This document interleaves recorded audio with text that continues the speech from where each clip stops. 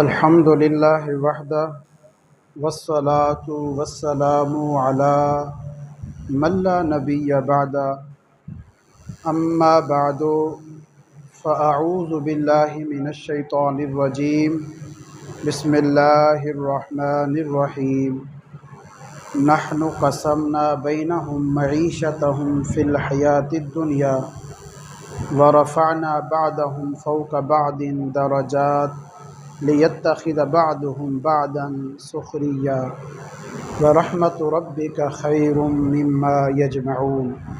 صدق اللہ العظیم وصدق رسولہ النبی الکریم الامین الرؤوف الرحیم۔ قال النبی صلی اللہ علیہ وسلم اعطوا الاجیر اجرہ قبل ان یجف عرقہ۔ صدق النبی صلی اللہ علیہ وسلم۔ رب اشرح لی صدری ویسر لی امری واحلل عقدۃ من لسانی یفقہوا قولی مولایا صلی وسلم دائما ابدا علی حبیبک خیر الخلق کلہم هو الحبیب الذی ترجى شفاعته لكل حول من الاحوال مقتحم۔ حمد و صلات کے بعد رب کائنات کی عالی بارگاہ میں نہایت انکساری سے دعا گو ہوں، پروردگار عالم میری زبان پر کلمہ حق جاری فرما دے، سامعین کو مجھے اس پر عمل پیرا ہونے کی توفیق عطا فرما۔ آج یکم مئی ہے، مزدوروں کا دن منایا جا رہا ہے۔ اسلام صرف امراء کے حقوق کا تحفظ نہیں کرتا، صرف مالداروں کو پروٹوکول نہیں دیتا، بلکہ غریبوں کو، مساکین کو، یتیموں کو، مزدوروں کو، ملازمین کو بھی ان کے حقوق فراہم کرتا ہے۔ صرف ان کے حقوق بتاتا نہیں بلکہ ان کے حقوق کا تحفظ کرتا ہے اور ان کے حقوق ادا نہ کرنے والوں کو زجر و توبیخ کرتا ہے، مزدوروں کے حقوق ادا نہ کرنے والوں کو وعیدات سناتا ہے۔ لہٰذا ہم میں سے ہر شخص سربراہ ہے کسی نہ کسی کا، کوئی ایک فرد کا، کوئی دو کا، کوئی چار کا، کوئی 10 کا، کوئی 50 کا، کوئی 100 کا اور کوئی پوری رعایا کا۔ ہر ایک کسی نہ کسی پر سربراہ ضرور ہے۔ تو جو آپ کے ماتحت آتے ہیں ان کے آپ کے اوپر حقوق ہیں جن کی ادائیگی آپ کے ذمے ہے، آپ کے اوپر شریعت مطہرہ فرض کرتی ہے۔ اگر اللہ نے آپ کو کسی کا سربراہ بنایا ہے تو اس کا شکر ادا کریں، فرعون نہ بنے، جابر نہ بنے، ظالم نہ بنے، قہر نہ توڑیں، کسی بیچارے بندے کے اوپر اس کی مجبوری کا فائدہ اٹھا کے اس کے اوپر ظلم نہ کریں، یہ فائدہ نہ اٹھائیں اس کی مجبوری کا، بلکہ اس کے ساتھ انصاف کریں۔ آپ کو اللہ نے اوپر والے ہاتھ والا بنایا ہے نا، تو اللہ کا شکر ادا کریں۔ اللہ فرماتا ہے نحن قسمنا بینہم معیشتہم فی الحیاۃ الدنیا، ہم نے تقسیم کیا ہے ان کا رزق دنیا کی زندگی میں، ان کے درمیان ہم نے تقسیم کیا ہے۔ اللہ اکبر، کیوں؟ اس کے بعد فرمایا ورفعنا بعضهم فوق بعض درجات، ان کے بعض کو بعض کے اوپر ہم نے درجوں میں رفعت دی ہے، فضیلت دی ہے۔ لیتخذ بعضهم بعضا سخریا، تاکہ یہ ان کے ایک دوسرے سے کام لے لیں۔ اس وجہ سے ہم نے، کیونکہ ایک دوسرے کے کام چلانے کا یہ ایک طریقہ ہے، ایک نظام ہے، ایک نظم ہے۔ بعض کو امیر بنا دیا، بعض کو غریب بنا دیا، غریب امیر کے کام کرے، امیر غریب کی معاملت کرے، اس طرح یہ نظام چلے گا۔ لیکن اگر اللہ سب کو ہی امیر بنا دیتا، سب کو ہی دولت سے نواز دیتا، سب کو ہی بڑا بنا دیتا تو پھر مسائل پیدا ہوتے۔ کون کسی کا کام کرتا، کون کسی کی دیوار اٹھاتا، کون کسی کو پانی بھر کے دیتا، کون کسی کی بیماری میں تیمارداری کرتا، کون کسی کا ڈاکٹر بن کے اس کا علاج کرتا، کون کسی تکلیف میں آ کر معاونت اور مدد کرتا۔ ہر کوئی جب امیر ہوتا تو کوئی کسی کی سنتا ہی نہ، تو افراتفری کا ماحول پیدا ہو جاتا۔ یہ امیر بنانا، غریب بنانا، ہر ایک کو اللہ نے اس کی حیثیت میں رکھ کے عدل اور انصاف سے کام لیا ہے تاکہ اس نظام کو وہ قائم کر سکے۔ تو اس لیے اللہ رب العزت نے یہ نظام قائم کیا ہے۔ تو سنو، آپ کے پاس جو کچھ ہے، وَرَحْمَةُ رَبِّكَ خَيْرٌ مِّمَّا يَجْمَعُونَ، اللہ فرماتا ہے تیرے رب کی جو رحمت ہے وہ اس سے بہتر ہے یہ جو جمع کر رہے ہیں۔ ان کا جو مال ہے، دولت ہے، یہ سرمایہ ہے ان کے پاس جس کے اوپر یہ اترا رہے ہیں، یہ فخر کر رہے ہیں، یہ ظلم کے اوپر اتر رہے ہیں، ان سے تیرے رب کی رحمت بہتر ہے۔ یہ ایک امید ہے، یہ ایک دلاسا ہے غریب کے لیے کہ اگر ان کے حصے میں مال آیا ہے، اگر آج تم ان کے مال اور دولت کی وجہ سے ان کے ظلم کا شکار ہو رہے ہو تو تم اپنی رحمت کے مقدر کے اوپر فخر کرو، تمہارے حصے میں اللہ نے رحمت دی ہے۔ وَرَحْمَةُ رَبِّكَ خَيْرٌ مِّمَّا يَجْمَعُونَ۔ تو سنیے، یہ جو مزدور ہیں یہ لاوارث نہیں ہیں، بے آسرا نہیں ہیں، ان کے باقاعدہ حضور علیہ الصلاۃ والسلام نے حقوق بیان فرمائے ہیں۔ اللہ اکبر۔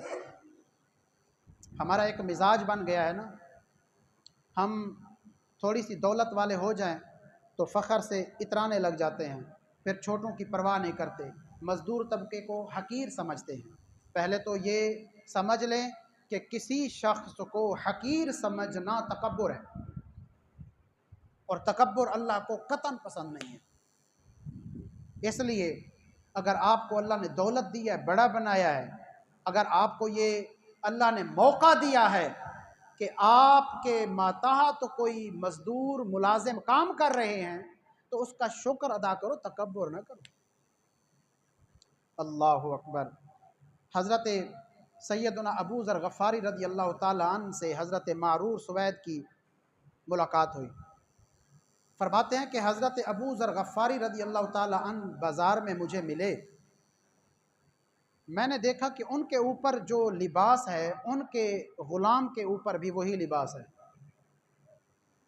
میں حیران ہوا، میں نے کہا اچھا ایسا سلوک غلاموں کے ساتھ؟ جو آقا نے پہنا ہے وہی غلام نے پہنا ہے، کیا وجہ؟ میں نے اس کا سبب پوچھا، میں نے اس کی وجہ پوچھی کہ عام طور پر تو ایسا سلوک غلاموں کے ساتھ نہیں کیا جاتا، غلاموں کو تو پاؤں کی دھول سمجھا جاتا ہے، ایسا سلوک کون کرتا ہے؟ فرماتے ہیں کہ حضرت ابو ذر رضی اللہ تعالی عنہ نے فرمایا، میں نے ایک دفعہ اپنے غلام کو اس کی ماں کی غیرت دلائی۔ اب حدیث میں کوئی وضاحت نہیں ہے کہ ماں کی غیرت دلانے کا مطلب کیا ہے، کون سی گالی دی، گالی دی کوئی ماں کی غیرت دلانے کا مطلب عام طور پر یہی ہوتا ہے کہ ماں کی گالی دی، یا یہ بھی ہو سکتا ہے کہ جس طرح ہم عام طور پر کسی کو چڑھانے کے لیے اس کی ماں کا طعنہ دیتے ہیں، وہ کالی کا بیٹا، وہ فلانی کا بیٹا، تو اس طرح ممکن ہے کہ انہوں نے بھی کوئی عیب ذکر کر کے اس کی ماں کا اس کو شرم دلائی ہو، عیب لگایا ہو۔ تو حضرت ابو ذر فرماتے ہیں میں نے اپنے ایک غلام کو اس کی ماں کی غیرت دلائی، حضور علیہ الصلوۃ والسلام نے سن لیا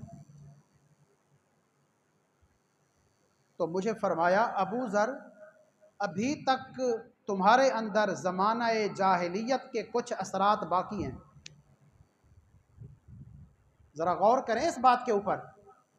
اس کا مطلب ہے کہ کسی کو ماں کی غیرت دلانا، کسی کو ماں کے عیب کے ساتھ ذکر کرنا، کسی کو شرم دلانا، کسی کو ماں کی گالی دینا، دراصل زمانہ جاہلیت کے باقیات میں سے ہے۔ پھر فرمایا ابو ذر یہ تمہارے بھائی ہیں، اللہ نے ان کو تمہارے ماتحت دیا ہے تو ان کے ساتھ اچھا سلوک کرو۔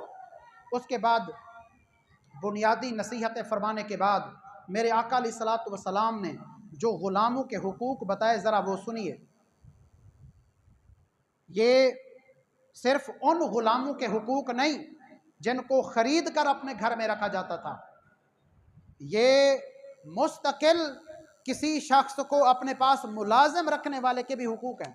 سنیے ذرا، میرے آقا علیہ الصلوۃ والسلام فرماتے ہیں جو شخص کسی کے اوپر آقا بن جائے، کسی کا سربراہ بن جائے، کوئی شخص اس کے ماتحت ملازم بنے تو ان چیزوں کا خیال رکھے۔ فَلْيُطْعِمْهُ مِمَّا يَأْكُلُ، اس کو وہی کھلائے جو خود کھاتا ہے۔ ذرا غور کریں اور پھر اپنے معاشرے پر نظر بھی دوڑائیں اور اپنے عمل پر نظر بھی دوڑائیں۔ فرمایا اپنے غلام کو وہی کھلائے جو خود کھائے۔ میں سمجھتا ہوں میرے آقا علیہ الصلوۃ والسلام کے فرمان کے اس جز پر اس وقت زیادہ عمل تقریباً یہ بزنس مین کر رہے ہیں، یہ دکاندار کر رہے ہیں۔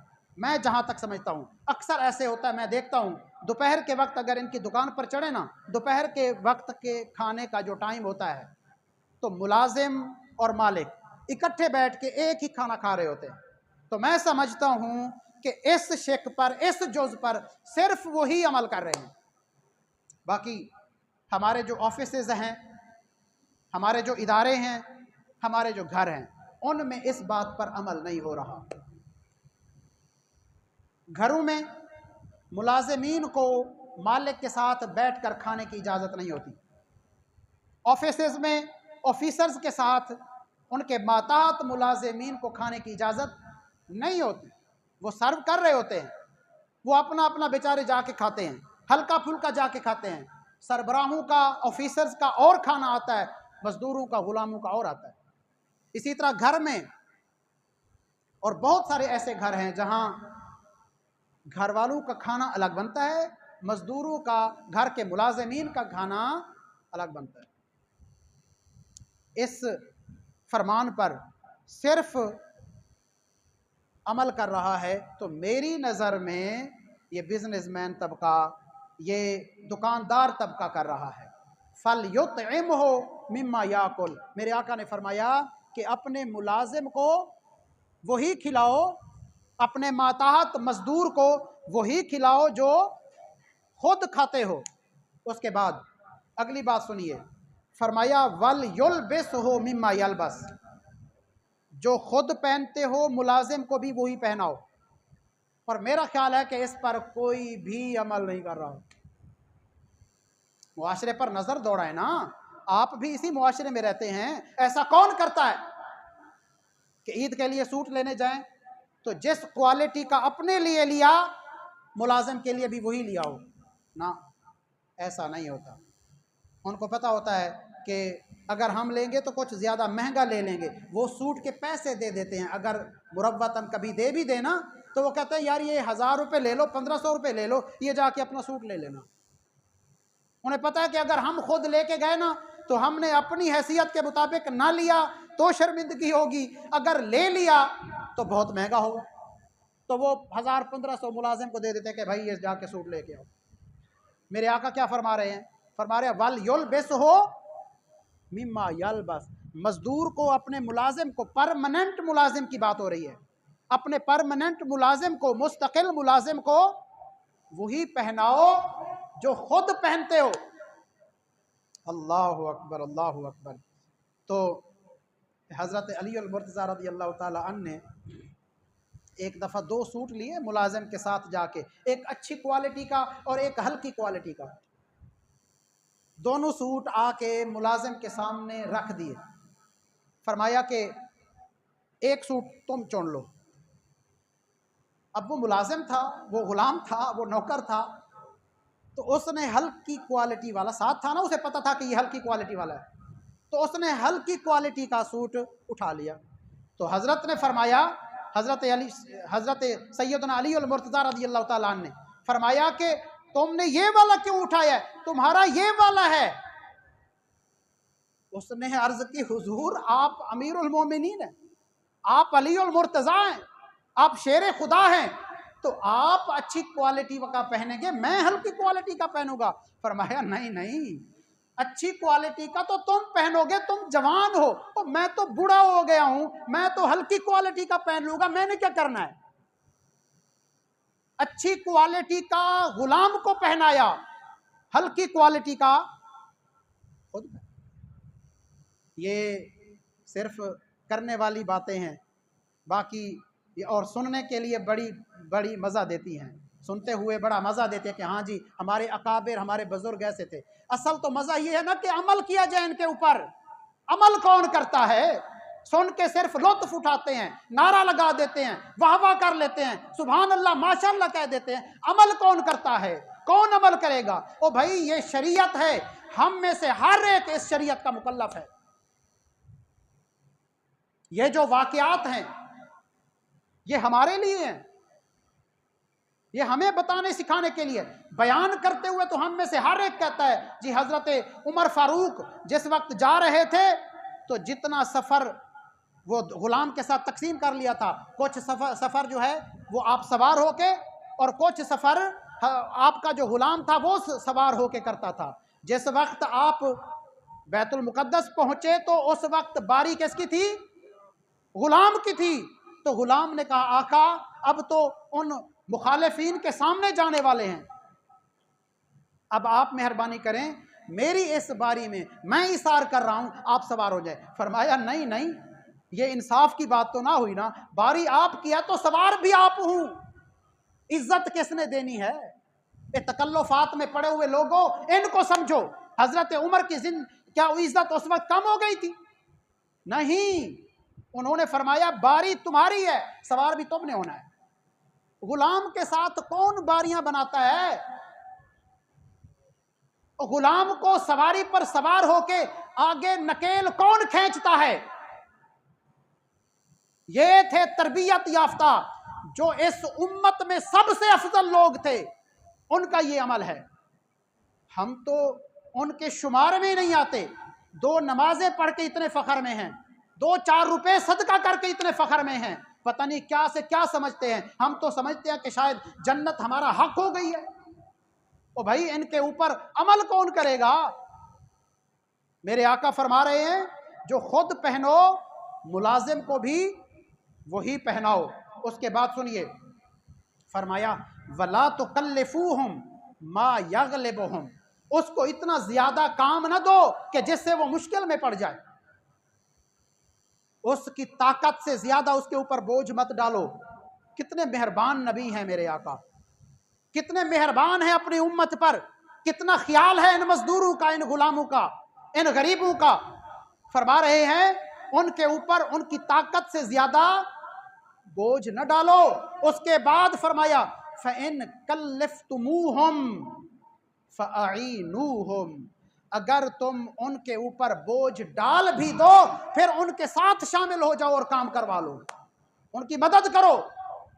اگر کام زیادہ ہو، ان کے پاس طاقت کم ہو، ان کی طاقت سے زیادہ بوجھ ڈال دو، فرمایا کیا کرو؟ ان کے ساتھ شامل ہو جاؤ۔ سنیے میرے آقا علیہ الصلوۃ والسلام نے ارشاد فرمایا اعطوا الاجیر اجرہ قبل ان یجف عرقہ، مزدور کو مزدوری اس کا پسینہ خشک ہونے سے پہلے دے دو۔ مزدور کو مزدوری اس کا پسینہ خشک ہونے سے پہلے دے دو۔ یہاں تو رلاتے ہیں، چکر لگواتے ہیں، بلکہ سفارشیں کروا کے لینا پڑتی ہے مزدوری۔ یہ ہے ہمارے اخلاقی رویے۔ اور سنیے صرف اتنا نہیں کہ میرے آقا نے حکم دے دیا، میں کہتا ہوں کہ اس بندے سے بڑا بد نصیب کون ہوگا کہ جس کے خلاف رسول اللہ قیامت کے دن مقدمہ لے کے کھڑے ہوں گے۔ اس سے بڑا بد نصیب کون ہو سکتا ہے؟ میرے آقا علیہ الصلوۃ والسلام نے فرمایا قیامت کا دن ہوگا، 3 قسم کے لوگ ہوں گے جن کے خلاف میں خود محمد مقدمہ لڑوں گا، میں مقدمہ لڑوں گا، ان کی مخالفت کروں گا، ان کے خلاف کیس لے کے اللہ کے حضور کھڑا ہوں گا۔ کون سے 3 لوگ ہیں؟ ایک وہ جو میری قسم اٹھا کے پھر پورا نہیں کرتا، ایک وہ جو آزاد کو غلام بنا کے بیچ دیتا ہے، और तीसरा वो शख्स जो किसी को मजदूरी पर रखता है, काम पूरा ले लेता है, फिर उसकी मजदूरी नहीं देता। ये मजदूरों की मजदूरी खा जाने वाले, जो खुद को तुर्रम खां समझ रहे हैं, जो खुद को कामयाब समझ रहे हैं और बाद में कह के लगा के हंसते हैं कि हमने इतनी रियायत करवा ली, हमने ये कर लिया, हम कैसे फाते बन गए। ओ मेरे भाई, आप क्या फाते बन गए? आपने तो अपने खिलाफ रसूलुल्लाह को खड़ा कर दिया। कयामत वाले दिन तो आपके खिलाफ रसूलुल्लाह मुकदमा लेके खड़े होंगे। मजदूर के साथ तो जो मजदूरी आपने तय की थी, आपकी आला ज़र्फी का तकाजा तो ये था कि उस तयशुदा मजदूरी से भी ज्यादा दे देते। आपने क्या किया? आपने बहाने से, हीले से, आपने इधर उधर की लगा के, मजदूर को डरा धमका के, कम करा के कोई बड़ा काम नहीं किया, बल्कि अपने खिलाफ रसूलुल्लाह को कर दिया है। इससे बड़ी बदनसीबी और हो क्या सकती है? मैं कहता हूँ मेरे भाइयों, इन मजदूरों का, ख़ास तौर पर बुज़ुर्ग मजदूरों का ख़ास ख्याल रखा करो। ख़ास तौर पर वैसे हमारा मिजाज तो ये बन गया है कि हम किसी रेहड़ी वाले के पास, किसी छाबड़े वाले के पास ब्रेक ही नहीं लगाते। हम ऊंची दुकान पर चढ़ते हैं, शीशे वाली दुकान पर चढ़ते हैं, ब्रांडेड माल खरीदने की कोशिश करते हैं। इन रेहड़ी वालों के पास रुकते ही नहीं। जब कभी रुक जाएं, वैसे तो इनके पास भी अच्छी चीज़ें होती हैं, गुजारे वाली चीज़ें होती हैं, काबिल इस्तेमाल चीज़ें होती हैं।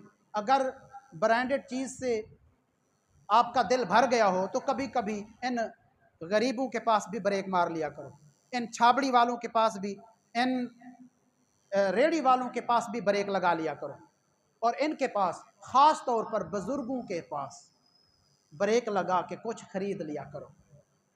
और मैं ये कहूँगा, बल्कि दरख्वास्त करूँगा कि उनके साथ ज़्यादा बहस ना किया करें, ज़्यादा बार्गेन ना किया करें। यार कितने छुड़वा लोगे, या वो कितने ज़्यादा बता देगा। जब ब्रांडेड चीज़ खरीदने के लिए जाते हो, ब्रांडेड चीज़ की असल कीमत का उस वक्त आप अंदाज़ा लगाएं जिस वक्त सेल लगी होती है। जब सेल लगी होती है ना, तो कितने प्राइसेस कम होते हैं। उस वक्त आप खरीदते हैं, आपको पता चलता है अच्छा इसकी ओरिजिनल कीमत तो ये थी, अब हमें इतने की मिल रही है। और जिस वक्त आप उस ओरिजिनल कीमत पर खरीदने के लिए दुकान पर चढ़े थे ना, तो एक दफा भी दुकानदार को नहीं कहा था कि यार रियायत कर दो, जितने की थी उतने की लेके आ गए। यार वहां तो बहस नहीं करते, हजारों रुपए की चीज आप लेके आ जाते हो और खुश भी होते हो कि अच्छी चीज लेके आ गए। जिस वक्त आप खरबूजे वाले के पास इस थोड़ी सी सब्जी जो रख के बैठा है, जो छोले के छाबड़े लगा के बैठा है, इसके पास जाते हो, रुकते हो और जाके उसके साथ बार्गेन करते हो और 5 रुपए रियायत करवा लेते हो, 10 रुपए रियायत करवा लेते हो। यार क्या 10 रुपए से आप अमीर बन जाते हो? ब्रांडेड माल खरीदते हुए वहां आपने महंगा खरीद लिया, जरूरत से भी ज्यादा महंगा खरीद लिया। उस वक्त तो आपको कुछ भी नहीं हुआ, तबीयत पर मलाल ही नहीं आया। लेकिन यहां आपने बार्गेन नहीं की, उसको 10 रुपए ज्यादा दे दिए तो आपकी तबीयत पर बोझ आ गया, आपको परेशानी लाहिक होने लगी कि यार मैंने तो बहस ही नहीं की, अगर बहस करता तो 10 रुपए रियायत हो जाती। यार 2, 4, 5 किलो लोगे, 50 रुपए उसको ज्यादा दे के आ जाओगे। पता नहीं उस बेचारे बूढ़े की मजबूरी क्या है कि इस बुढ़ापे में, जिस बुढ़ापे में आप सबके बुजुर्ग आराम कर रहे हैं, एसी में सोए हुए हैं, वो सब पुरसुकून नींद में सोए हुए हैं, वो बूढ़ा आदमी अपने जिस्म को खपा रहा है धूप के अंदर और छाबड़ी लगा के बैठा है। उस बेचारे की मजबूरी क्या है? पता नहीं उसने कितनी बेटियों की शादियां करनी है और इस मुआशरे का वो बेचारा डसा हुआ है, मजबूर भी है, छाबड़ी लगा के बैठा है, मगर बेटियों का जहेज भी बनाना है। क्योंकि फिर आपके घरों में जब वो आएगी, जहेज लेकर ना आई ना, तो आप लोगों ने ताने दे दे के पूरी जिंदगी उसकी सत्यानाश कर देनी है, उसकी बेटी को रुसवा करना है। तो वो बेचारा इसलिए छाबड़ी लगा के बैठा है। पता नहीं उसने अपने कितने बच्चों की फीसें भरनी है, पता नहीं उस बेचारे को क्या मजबूरी है, पता नहीं अपनी उसने बुजुर्ग बीवी की दवाइयां लेनी हैं, पता नहीं अपनी दवाइयां लेनी है, क्या क्या उसकी मजबूरियां हैं। वो एक छाबड़ी से कितना ही कमा जाता होगा। और अगर आपके 10-20 रुपए ज्यादा उसके पास चले भी जाएंगे ना, तो क्या हो जाएगा? कुछ भी नहीं होगा, आप गरीब नहीं होंगे, लेकिन आपके 10-20 उसके लिए सपोर्ट जरूर बन जाएंगे। मैं آپ تو رعایت کروانے میں اپنے آپ کو فاتح سمجھتے ہیں نا. میں ایک دفعہ میں کارڈیالوجی میں ہوتا ہوں، تو کارڈیالوجی میں میرا جو روم ہے 4تھے فلور پر ہے. میں گیا لفٹ سے جا رہا تھا، تو ایک شخص مجھے ایسے لگا کہ جیسے لفٹ میں میرے ساتھ داخل ہوا، ایسے لگا کہ جیسے اس کے پاؤں نیچے نہیں لگ رہے، وہ خوشی سے ایسا پھول رہا تھا. اچھا، عام طور پر میں راستے میں ملنے والے لوگوں سے ایسے بولتا نہیں ہوں، لیکن اس کی کیفیت ایسی تھی کہ میں مجبور ہو گیا. میں نے پوچھا، میں نے کہا بھائی خیریت ہے؟ کہنے لگا یار اچھے لوگ بھی موجود ہیں. میں نے کہا کیا کیسے؟ میرے شوق بھی بڑھ گیا، تشویش بڑھ گئی کہ پوچھوں کیسے. میں نے کہا کیسے؟ کہتا ہے کہ یار میں ان کے ساتھ جتنا پیسے طے کر کے آیا تھا نا، تو جب میں سامان اوپر لے کے گیا نا، تو وہ اچھے آدمی تھے، بابا جی تھے، بڑے اچھے بندے تھے، بڑے اچھے بندے تھے. تو اس نے مجھے 100 روپے زیادہ دے دیے جتنا طے کیا تھا. یقین جانے اس وقت مجھے اندازہ ہوا کہ ایک غریب کی جیب میں اگر آپ کا طے شدہ اجرت سے 100 روپیہ زیادہ چلا جائے تو اس کی دل کی کتنی گہرائی سے دعا نکلتی ہے آپ اندازہ ہی نہیں لگا سکتے. آپ تو 100 روپے رعایت کروانے کی کوشش کرتے ہیں نا. نہیں، اس کو 100 روپے 200 روپے 1000 روپے اپنی حیثیت کے مطابق طے شدہ اجرت سے زیادہ دے دیں جب وہ کام پورا کر لے، تو اس کی جتنی گہرائی سے، دل کی جتنی گہرائی سے دعا نکلے گی نا، وہ عرش کو بھی پھاڑ کے اوپر جائے گی. میں کہتا ہوں آپ کو ادھر ادھر پھر دعائیں کروانے کے لیے جانے کی ضرورت نہیں ہے. یہ جو آپ نے دعا لی ہے نا، یہ جتنی مؤثر ہوگی کروانے کا اتنا اثر نہیں ہوگا جتنا اس دعا لینے کا اثر ہوگا. تو میرے بھائیوں، ان غریبوں کی، ان مسکینوں کی، ان فقیروں کی، ان مزدوروں کی، ان ملازموں کی دعائیں لو. اگر چند پیسے اللہ نے آپ کو دیے ہیں نا، تو ان کو نواز دیا کرو، ان کی تنخواہ سے کبھی زیادہ دے دیا کرو. ایسے جابر بن کے نہ بیٹھو کہ آپ کی 10,000 مقرر ہے نا تو 10,000 ہی ہے. نہیں، کبھی 500 زیادہ دے دیا کرو، کبھی 1000 زیادہ دے دیا کرو. خوش ہو جائیں گے، آپ کے حق میں دعا کر دیں گے. اللہ رب العزت ہم سب کو عمل کی توفیق عطا فرمائے. وآخر دعوانا